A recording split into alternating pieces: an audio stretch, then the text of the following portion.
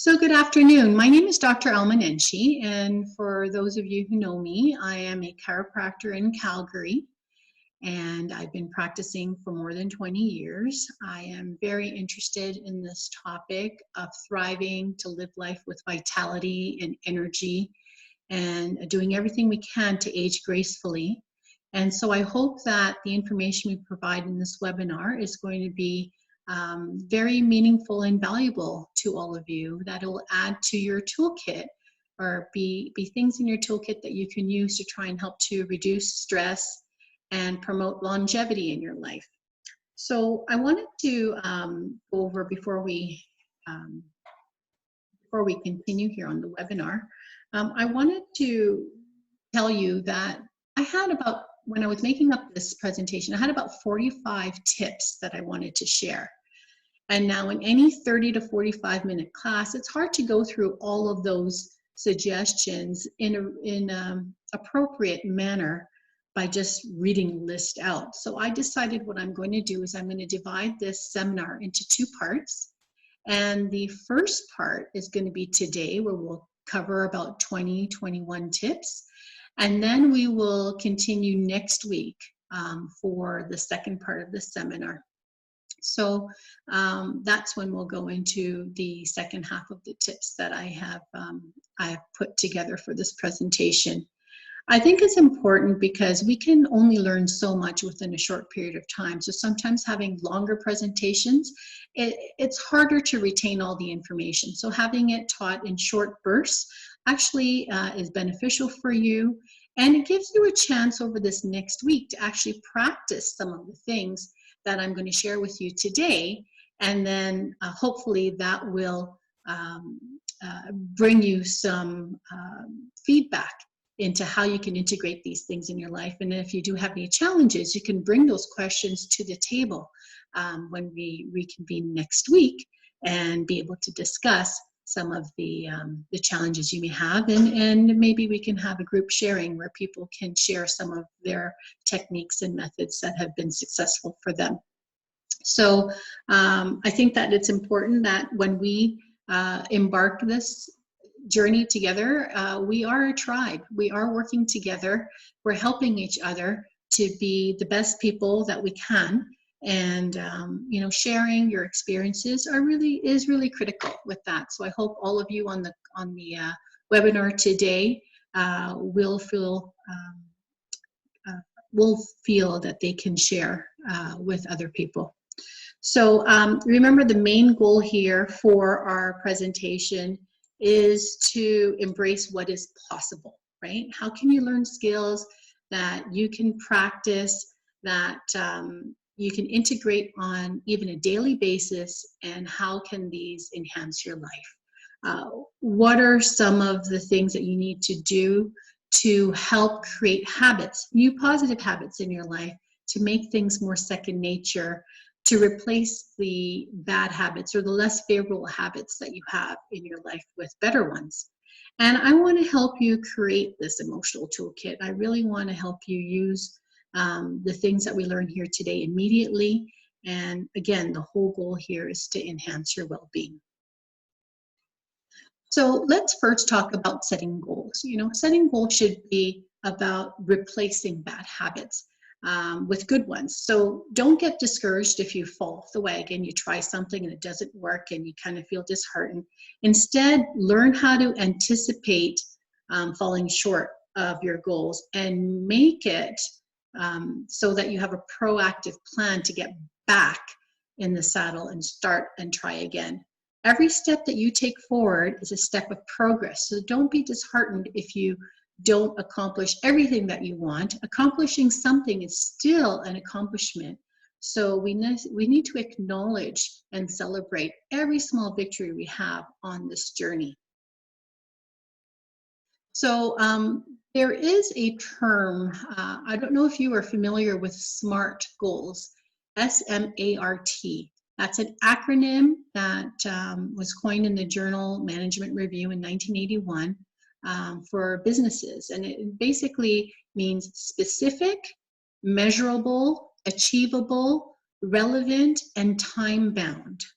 So SMART means specific, measurable, achievable, relevant, and time-bound. So we want to be able to address each of these in as it relates to goals.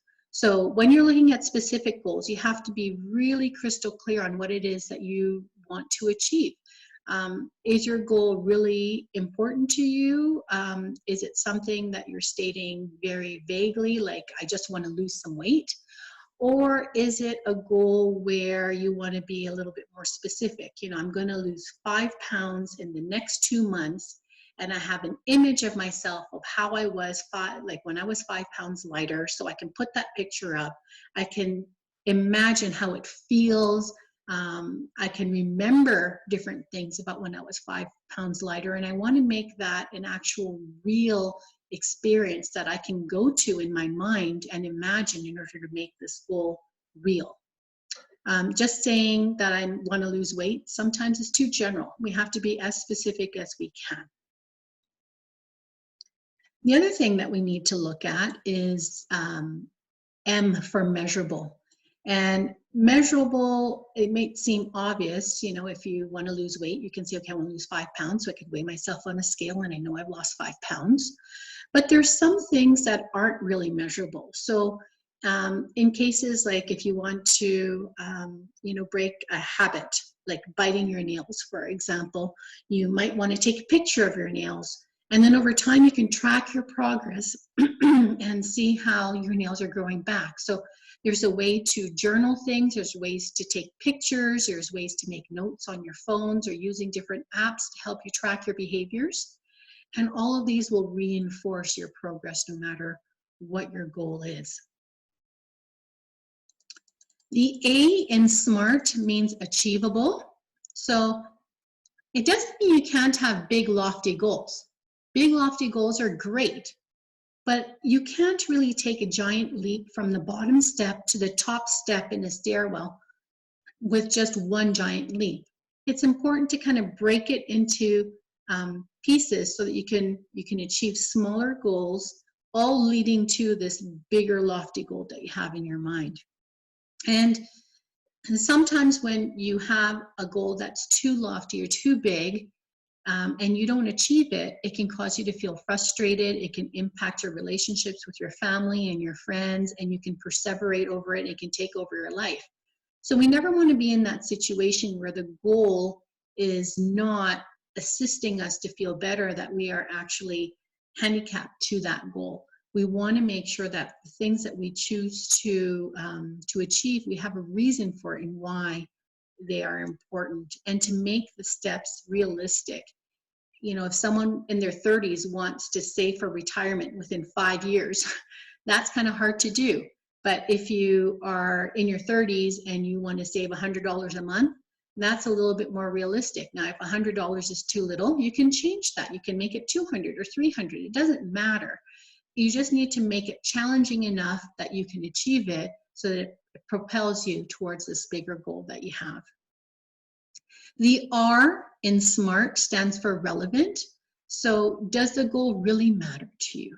You know, are you making this goal for the right reasons? And according to Dr. Michael Bennett, he's a psychiatrist and he's written a couple of self-help books. He says, if you do it, meaning set your goal, if you do it out of the sense of self-hate or remorse or a strong passion at that moment, it usually doesn't last long. But if you build up a process where you're thinking harder about what's good for you, you're challenging the structure of your life, you're bringing people into your life who will reinforce that goal or that resolution, then I think you have a fighting chance. So basically what he's saying is goals really matter, but the reason why you want to achieve that goal matters more. And that is what's going to keep you on track for actually recruiting the people and things and resources in your life that can help you achieve that goal. Goals also have to be time bound. That's the T in SMART. So like achievable, there's a timeline towards reaching your goal. It has to be specific and it has to be realistic. So make sure you have enough time to do it with lots of smaller intermediate goals, and then you can reach the end goal. So the author of Power of Habit, his name is Charles Duhigg, he said, if you're building a habit, you're planning for the next decade, not the next couple of months. So I think that's a really important quote, because when we're looking at time bound, yes, we have smaller increments where we can achieve different things. But what's the big picture here? What are you seeing 5, 10 years down the road in terms of how this goal is actually going to impact the trajectory of your life? So not all goals have to be so big, but the ones that are really important to you should be lifelong goals that you should constantly be trying to achieve towards. So how to stay motivated? You know, this is a really good question, because goals fail sometimes when they're not right for you. You know, for every goal, you have to ask yourself, you know, is this goal created based on what someone else wants for myself or society expects of myself that I need to change? Or what about the type of goal? Have you set the goal that is too vague or doesn't have a timeline to it? Know what is your realistic plan for achieving your goal? Do you have a plan, or are you just having a dream that you would like to do this? When you write your goals down, that's when they become concrete and they become a plan. If you just think about your goals, you're dreaming. So writing things down is very important.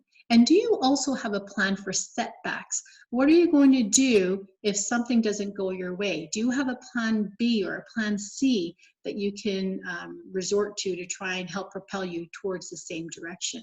So we all know it can be really hard to stay motivated when we fall short of our goals. Like, thankfully, you know, we have studies that show that if you have a sense of purpose, you'll be more motivated in reaching that goal. Just like if you have a sense of direction to give you meaning in life, you need to have purpose in achieving your goal. So there are a couple of things that can interfere with this, though. Stress is one of them. You know, if you are stressed, you may regress achieving your goals.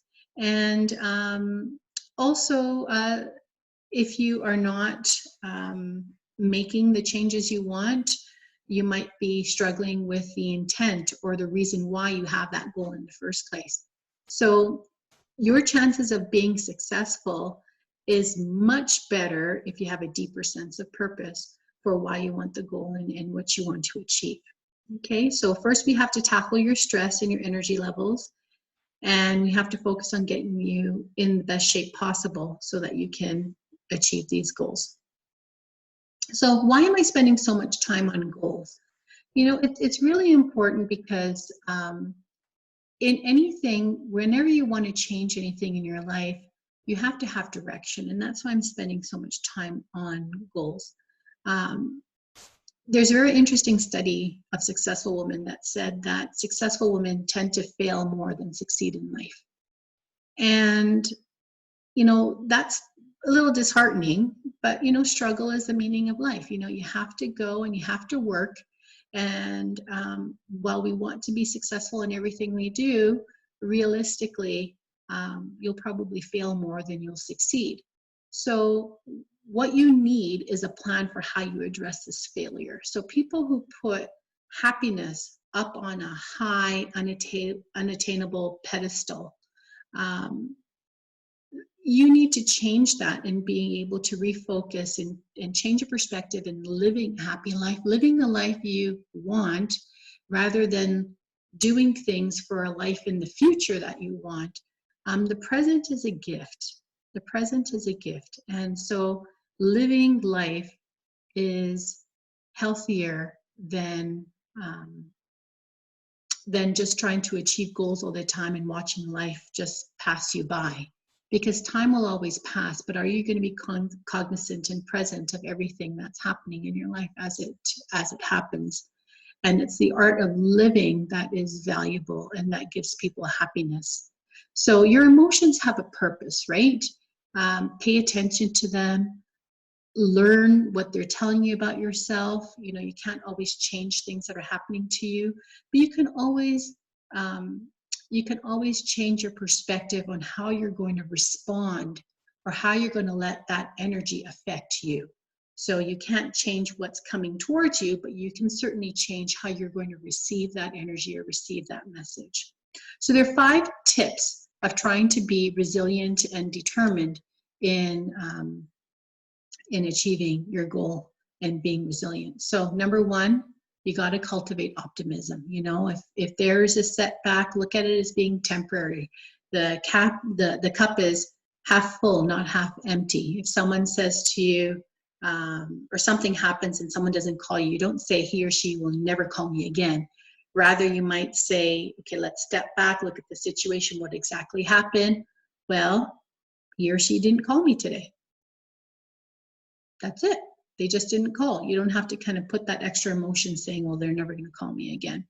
I know that's a simple example, but you know, you can forecast in your mind how you're going to respond to different situations in your life. And so if someone doesn't call, for example, what are you going to think about? What are you going to do? Well, you're not going to get emotionally wound up into that. And then shift your focus from negative to positive, right? Step back, take a look at the big picture. And, you know, it's a survival skill genetically in evolution. You have to pay attention to the negative. If you don't pay attention to the negative, you're not going to learn from it. And so your chances of having something bad happen to you in the future, if you don't learn from a negative experience, is very high. And so you may not survive next time. So this is something that's ingrained in us. Human beings tend to focus on the negative, but that doesn't mean we can't train our brain to be more positive, right? Let's look at the things that are positive. Let's create some gratitude journals. It's a great way to sit down 15 minutes every morning when you first wake up to write down in a way that will teach you to look at the positive things in life. What are things that are people that you appreciate? What are things that you are going to enjoy doing today? What are some of the things that you are grateful for? And writing these things down in a 15-minute journaling activity, really transformational for a lot of people. In fact, they say that if you journal things for 21 days straight, you'll start noticing things more positive because you're creating this habit of always looking at something that is more positive. Also, when you have emotions, negative emotions, don't push them down and ignore them. Let's try and express these emotions. Let's feel them. And let's try and understand why we're having them, right? So if you journal yourself and you journal your emotions down, people actually feel worse initially when they're journaling, but within 60 to 90 minutes later, there was a study that was done, and they found that if you journal for 15 minutes, the most traumatic events that you have for 15 minutes for several days in a row, 4 days in a row, yeah, there's trauma when you're writing down all that stuff, but 60 to 90 minutes later, those people felt so much better, right? So this was a study done at the University of Texas by Dr. James Pennebraker. And so, you know, these are just little things that I think might help. Is if you have those emotions, maybe write those emotions down. It's your way to express them, the way to acknowledge them, and then connect with social support. Research shows that if you have even one person that you can connect with, you're 10 times more likely to be healthy, because being isolated without connections is shown to be equivalent to smoking 15 cigarettes a day. Can you imagine that? 15 cigarettes a day just by being isolated from loving, connecting relationships. So when we connect with others, we're activating that parasympathetic nervous system, that part of our nervous system that lowers stress and lowers the circulating amount of inflammatory cortisol that's circulating in the body. And yes, those of you who have pets, pets do count as a connecting social support person or animal. So even if you live on your own and you have a cat or you have a dog, you have some other pet, you can recruit and make that that animal be your social support. And that is shown to be effective as well. And be present, right? Don't overthink the past and the present. Like, don't overthink all the negative stuff that's happening and making it, create an inevitable future for you. Live in the present. Again, the present is a gift, right? If someone gives you a present for your birthday, it is a gift. We have a present right now, and we need to acknowledge that the present, our thoughts, and all the things that we're doing. How you've decided to change or to choose the time you're spending with me here right now. This is a choice that you've made, and I am grateful for that.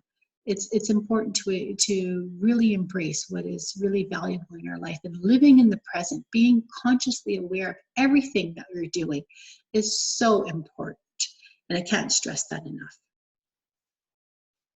So we do need to enhance our energy, and there's ways that we can do this naturally. So first of all, if you're not in good shape mentally or physically, your goals that you're trying to achieve are going to be more difficult, if not impossible, to address, right? So putting your mind in your body, putting your mind in your body, or creating an environment that offers the best condition will help you enhance and be able to help you achieve your goals. So there are 10 tips to try and help you put your mind and body at ease in order to have energy and raise your energy levels naturally. So the first thing I think I need to discuss is controlling stress. Stress-induced emotions consume a high amount of energy. So when you're able to talk with a friend or a relative, or if you're joining a support group, or maybe even seeing a therapist, these are all actions that you can take that can help to reduce your stress. We've talked about journaling, relaxation therapies such as meditation and self-hypnosis, yoga, tai chi. These are all very effective tools for reducing stress. The second tool is lightening your load. People are so busy nowadays. They have a schedule and they fill it up with everything that they can, and they want to be productive and efficient and maximize their time. And they're so busy being busy that life goes by, and the question is, are they too busy to notice? I think it's really important for us to have meaningful action steps in what we want to accomplish in our day. These are our list of must-do activities that we need. But you don't have to fill up your whole schedule. Make sure you have enough time for things that help to nurture you, that help to make your life happy, that help you enjoy living life, right? Another thing that can help to enhance your energy level is exercise. Exercise almost guarantees that you're going to sleep better, right? And it also gives your cells more energy so that they can burn calories and circulate oxygen. So exercise causes your body to release epinephrine and norepinephrine, and these are hormones which in modest amounts in your body can help you feel energized. If you have too much of any one good thing, sometimes it's not a good thing, right? So exercising helps you have happy hormones circulate in your body. And you don't have to go to a gym. Even a brisk walk is a good start. Another tip is avoid smoking. Smoking threatens your health, and you may not know that smoking actually stifles off your energy, and it can cause insomnia. So the nicotine in tobacco is actually a stimulant. So it speeds up your heart rate, it raises your blood pressure, it stimulates all these brainwave activities that are associated for you being alert and awake. And so it makes it very hard for you to then fall asleep. So once you do fall asleep, sometimes the addictive nature of the nicotine can kick in and then wake you up with cravings. So smoking is just overall a bad habit, and it's expensive. So quit smoking. Restrict your sleep. You might think, well, why do I have to restrict my sleep, right? People who sleep sometimes are actually sleep deprived. They're not getting enough sleep. And in fact, what they found is if you reduce the amount of time that you spend to try and sleep, then you'll spend less time in bed not sleeping. So it's kind of like taking the back door to the problem. Eat for energy. You know, it's better to eat small meals and snacks every few hours than having 3 heavy meals a day. So eating and grazing on foods which have a low glycemic index, so those that don't have a lot of high carbohydrates or sugar, they may help you avoid that 3 o'clock energy dip that sometimes occurs after you eat large amounts of sugar or refined starches. You can use caffeine to your advantage. What does that mean, right? Caffeine is a stimulant. It has energizing effects in the body, but it can cause insomnia in people, especially if you have a large amount after 2 o'clock in the afternoon. So use it when you need a perk, but keep it earlier in your day. You should also limit your alcohol. One of the best hedges against mid-afternoon slump is to avoid drinking alcohol at lunch, okay? So if you have alcohol, you may feel more lethargic in the afternoon than if you don't. So if you do drink, drink in moderation at a time when you don't mind having that energy reserve wind down, okay? The best thing to drink is to drink water. So our brain and our body is mostly water. And if your body is short of fluids, one of the first signs is going to be feeling fatigue. So water is the only nutrient that has been shown to enhance performance for most endurance activities, especially in athletes.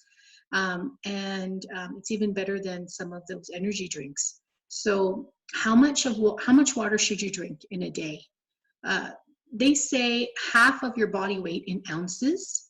So if you weigh 100 pounds, I know most of us don't, but 100 pounds means you drink 50 ounces of water, okay? But the other thing is you have to consider what else are you drinking. So if you drink coffee, that's dehydrating. So you need to drink more water in order to negate the dehydrating effects of the coffee that you're drinking. So if you have a cup of coffee, they say 2 to 3 cups of water to combat the dehydration from that coffee. So now the amount of water you drink, if you drink a cup of coffee, is more than if you hadn't had that coffee. And then the other thing to note is if you're feeling thirsty, you don't have enough hydration.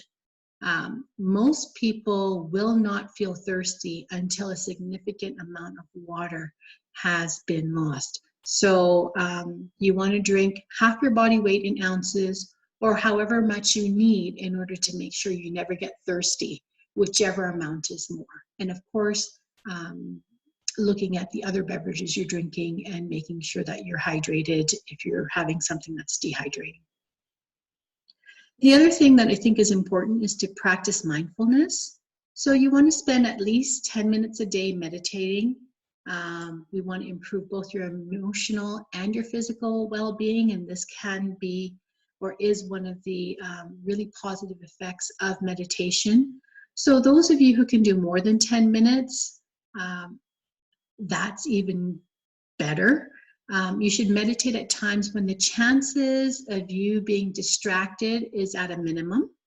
So the best time is usually really, really early in the morning before you even start your day, before you start organizing your day and start getting your to-do list and all of that and kind of getting into your day. You want to meditate before. Or you can meditate even at the end of the day when you've released everything that has happened to you that day and your mind is calm and now you're ready for bed. So for those of you who are interested, I do have a technology that can help you with guided visualizations that can help you calm your mind to feel more relaxed and less stress. And it's a 30-day free trial with BrainTap Technologies. They say 15 minutes of listening to these technology programs, 15 minutes is like getting a 3-hour power nap. So if you're interested, you can email me or after this webinar is finished, we will send out an email to all of the participants to let you know how you can take advantage of that if you like. Okay, and it's just a free service that you can have.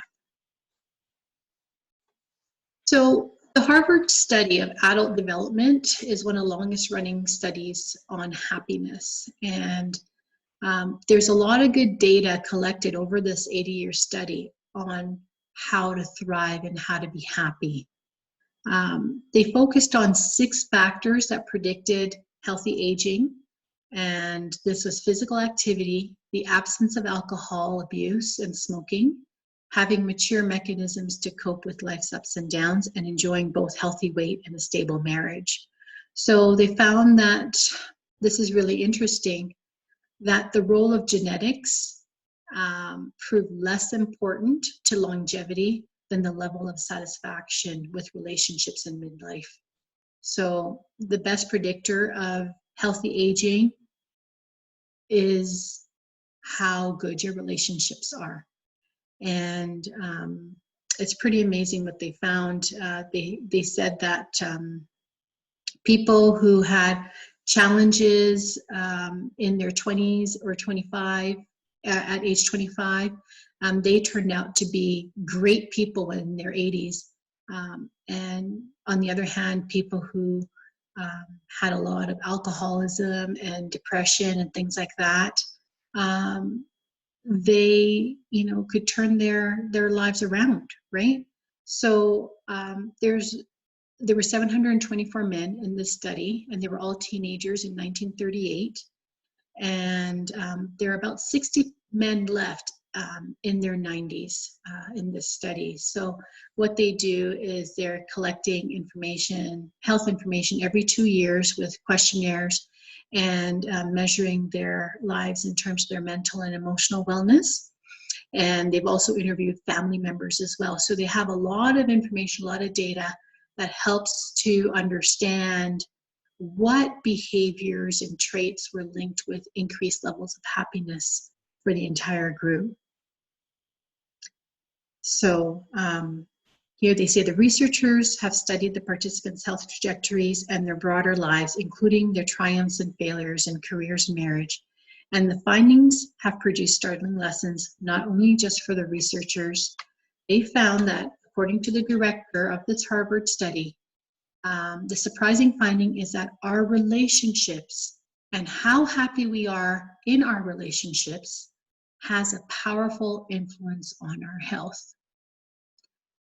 That's amazing, right? We have an opportunity here to create deep, long-lasting, meaningful relationships with our people around us.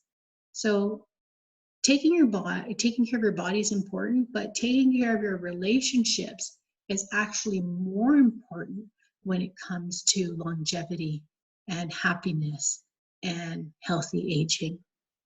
So they found also, the director further said, when we gathered together everything we knew about these participants at about age 50, it wasn't their middle-age cholesterol levels that predicted how they were going to grow old. It was how satisfied they were in their relationships. The people who were most satisfied in their relationships at age 50 were the healthiest at age 80. So some of you may be thinking, well, I already passed age 50. What do I do now? It doesn't matter. We just have to change our trajectory from now, live in the present, and start making more meaningful relationships. So we have an opportunity to focus on the more positive relationships in our life. And sometimes that means we got to let go of some of the negative people in our lives and minimize the interactions with people that don't contribute positively to us. So another way of trying to enhance positive relationships is through volunteering. So you'll probably, if you choose to volunteer, you'll probably meet like-minded people. And volunteering is a great way to boost happiness because you're doing service for somebody else. And that provides a sense of purpose for people. All right.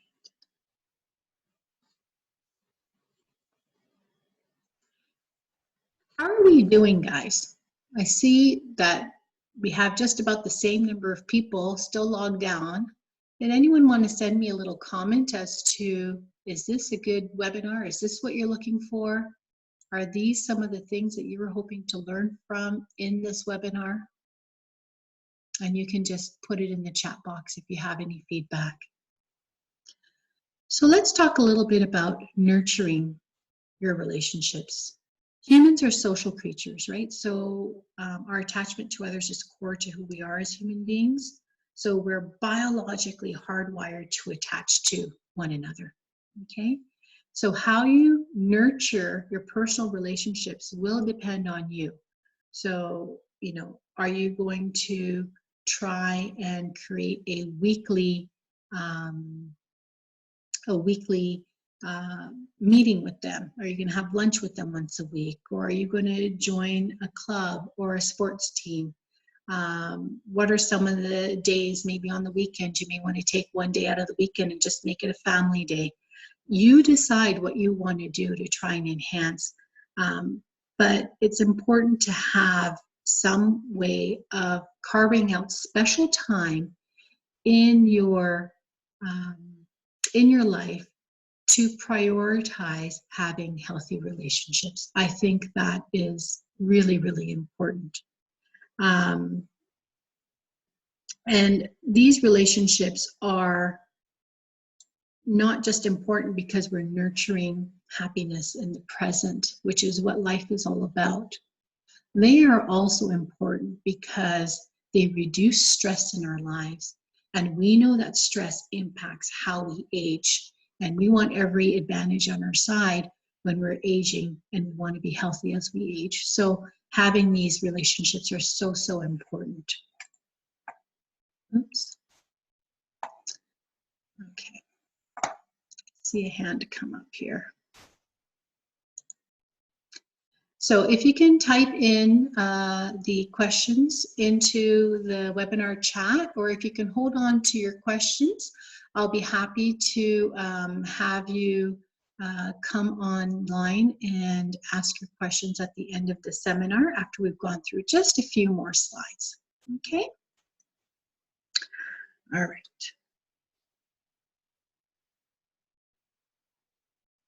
So let's bring this back.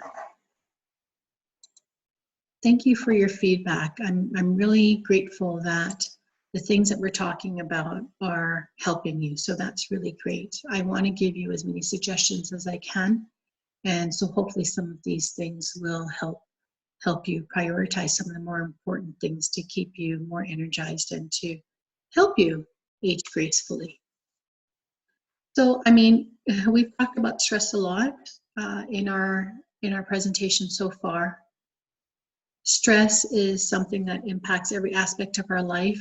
It can impact how you feel about yourself. It impacts your relationship with other people. It also impacts your physical health, because a lot of stress hormones that are released in your body are inflammatory, and inflammation is the first thing you need before you start having pain. So there's a strong link between mental health and good physical health, and vice versa. So we want to try and help get you have ways to keep your mind and your mood in optimum shape. Try and help you manage stress. And some of the things that can help, of course, are exercise, healthy eating, stress reduction, techniques like meditation or mindfulness. And, you know, these are all important to try and help keep your brain and your body in great shape. So if you do have something like a mental health slip or a stress that's affecting your mood, try and do something to try and change that right there in the moment. You know, changing it to help you make it from getting into a perseverating habit that you keep thinking about. So there was a study that was done that if people get up and move, they feel less stress. So they found that even if you move for about 15 minutes, it's enough to help reduce some of that stress. So you don't have to have any rigorous activity. Just walking is a great way of helping to relieve stress. And any type of physical movement in your life is a good plan to have. So whenever you're faced with a stressful, emotional, or a stressful physical or mental challenge, get up, stand up from your desk, and go take a walk for 15 minutes, wherever it is, and then come back. And you might notice that you view things a little bit from a better perspective once you've had a chance to move around. You know, we talked about this sort of negative thinking that people have. You know, it's ingrained in us. All humans have this tendency to focus on more the bad experiences than the positive experiences. And again, it's an evolutionary adaptation. You know, if we don't learn from the dangerous or hurtful situations in life, we may have a tendency to repeat them. And, you know, in this day and age, those hurtful situations may be bullying or trauma or betrayal or any of these negative emotions. And so we feel them, and we feel them deeply.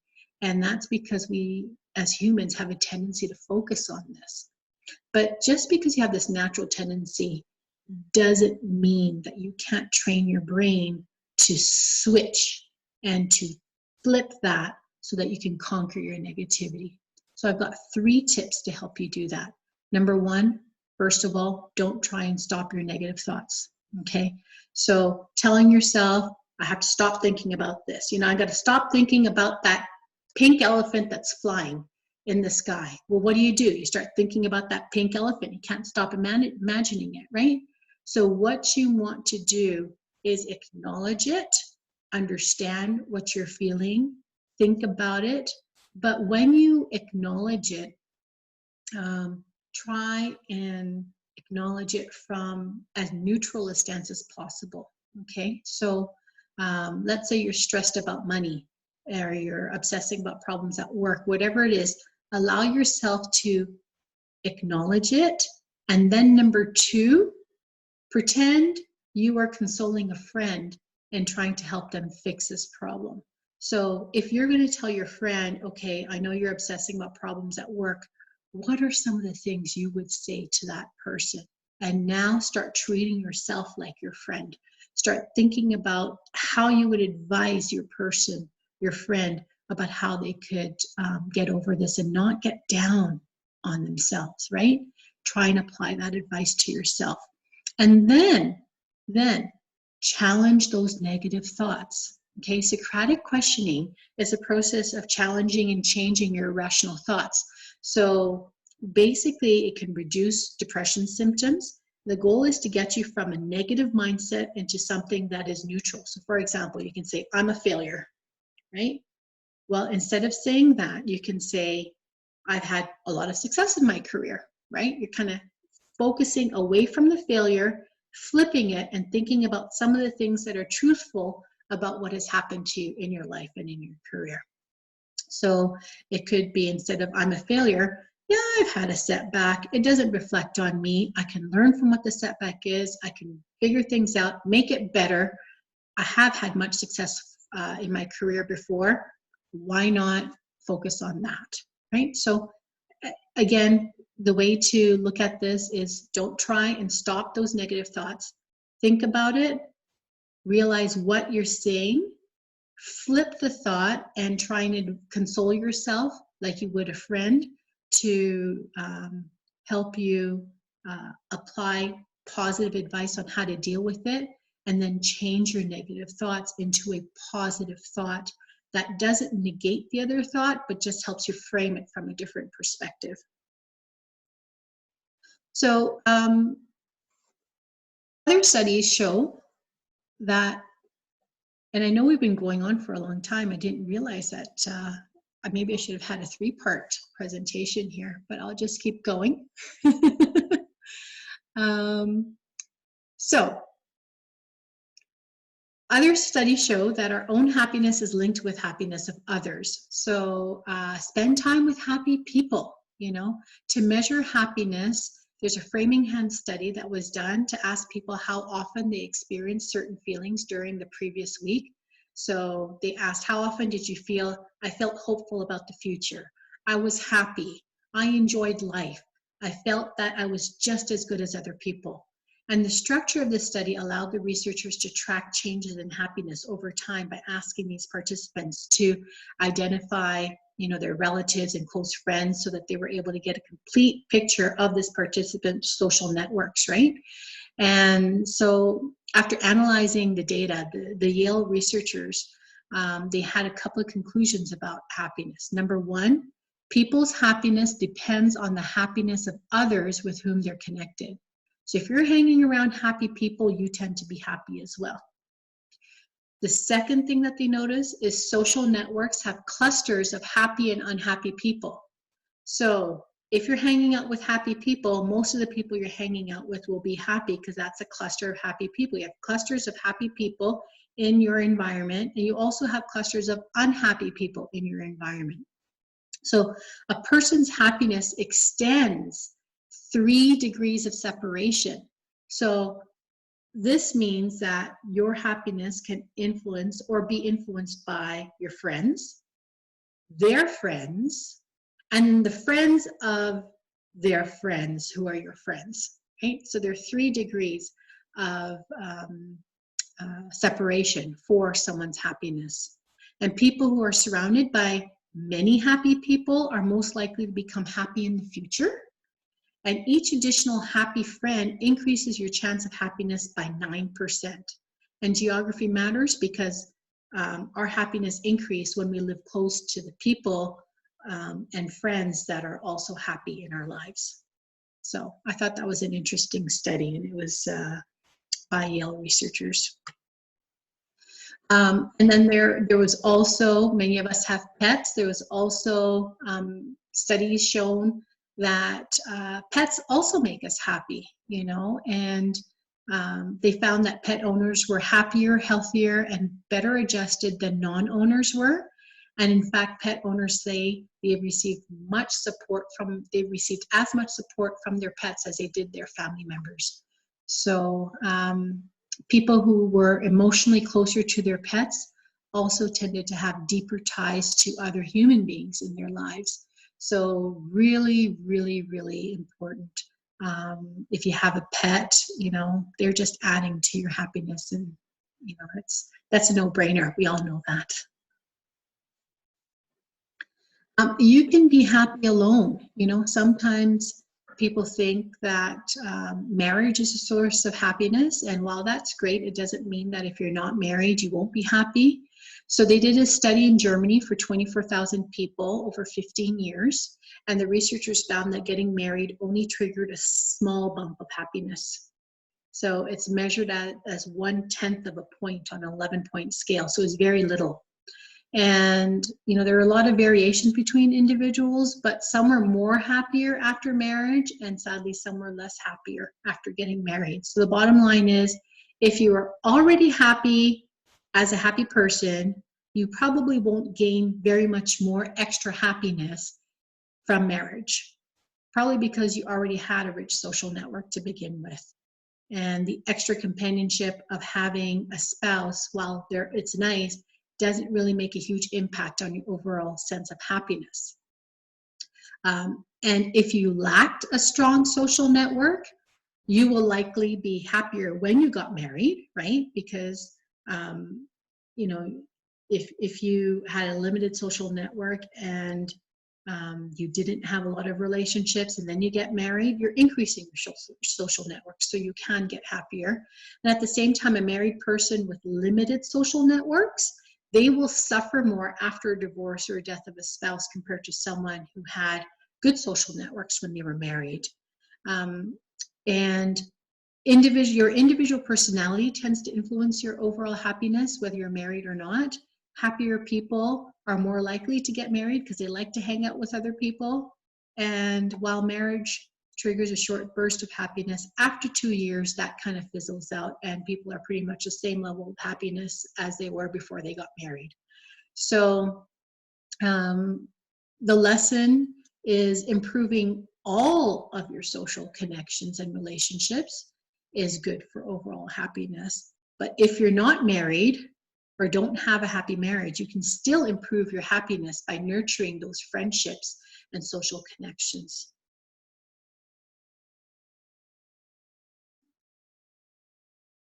So science is just beginning to provide evidence of the benefits of practicing controlled breathing.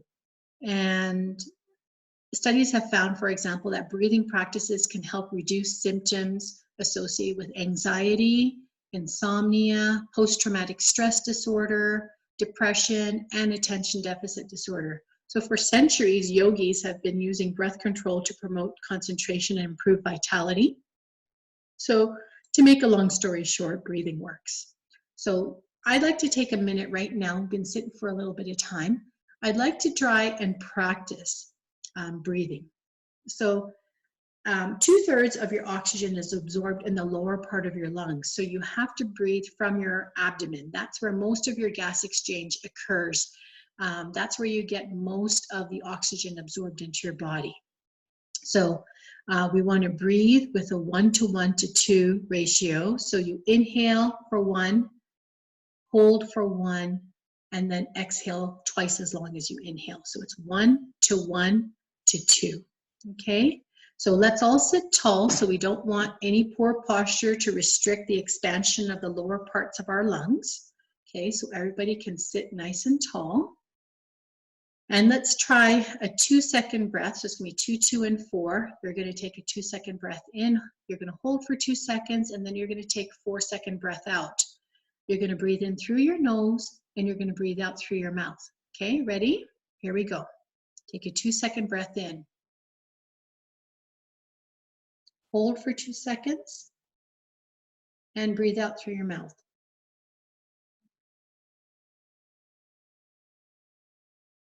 How do you guys do? I think we should try and do it for 3, 3, and 6, okay?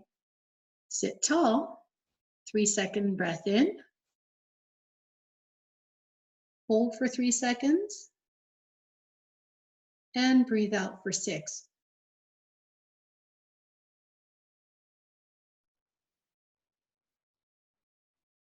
So you can practice this. Sometimes people can go much longer. I've tried 5, 5, and 10. That was challenging for me.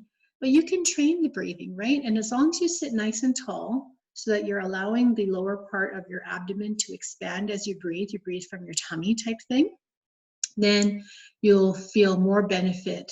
People who are stressed, they just breathe from up here in their shoulders. They don't really expand their abdomen. So they have shortness of breath.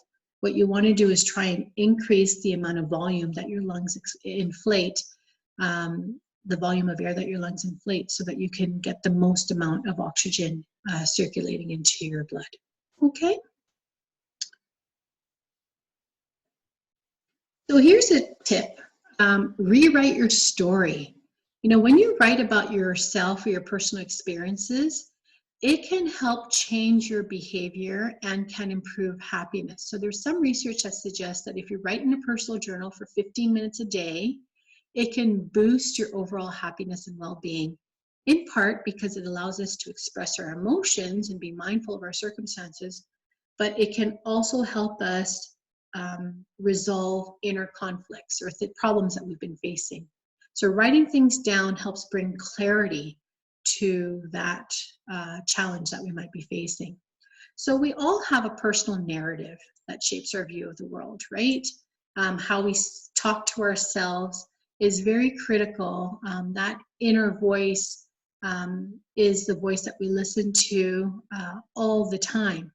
And when we have an opportunity to write down our stories, we can actually change our perceptions of ourselves and identify any obstacles that are in the way of our personal well-being. So it's kind of like the Socratic method of questioning that we talked about earlier.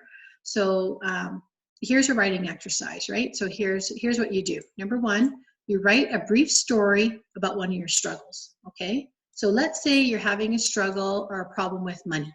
Okay, so I'm having a hard time making friends in the new city, or I'm having a hard time finding love, I'm fighting with my spouse, I never have enough money, whatever that struggle is, you write that sentence down, right? Now what you do is you take that sentence and you write a new story from the viewpoint of a neutral observer. So this story you would write with the kindness and encouragement you would give to a friend who said that. So you reframe your story to convey a better narrative. So for example, you may have said, I'm having a hard time making money.